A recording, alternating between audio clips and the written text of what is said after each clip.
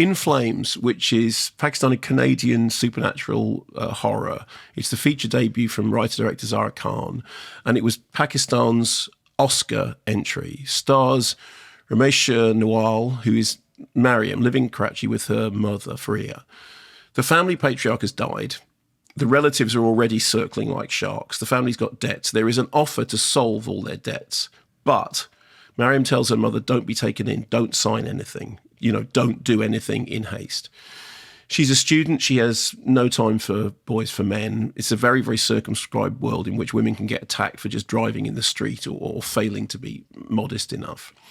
And when the beginnings of a romance begin to blossom, things take a turn for the dark and then take a turn for the ghostly as the ghosts of the past reappear.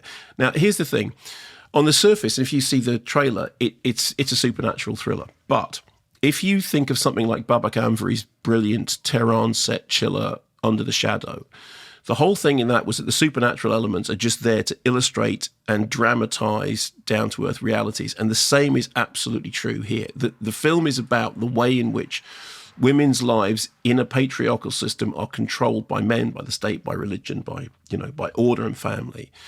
And there was an interview with the director who said that the horror tropes are an extension of the character's experience, to put you in the shoes of Mariam Faria, to be suffocated, and how much power there is in their resistance. So obviously there's also a kind of, I suppose, a thematic similarity to something like A Girl Walks Home Alone at Night.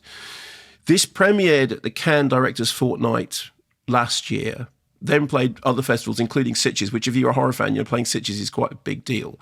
So it is a horror film, and it is very atmospheric, very unsettling, riveting central performance. And it conjures this kind of ghostly world in which actually the ghosts are the least scary things. The most disturbing thing is the way that the mother and daughter are preyed upon, everyone around them, and trapped in this system in which basically they have no agency. And what they're trying to do is to reclaim that agency.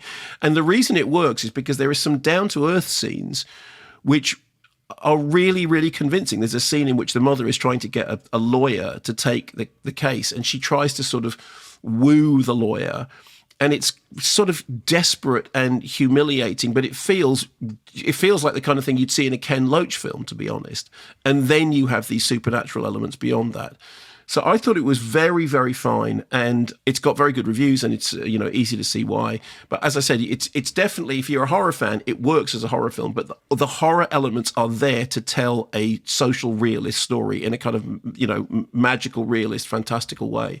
And I thought it was really, really well worth seeing. It's called In Flames. Seek it out. You'll have to, it's a smaller cinema release. It's not going to be like Furiosa absolutely everywhere, but it is well worth checking out.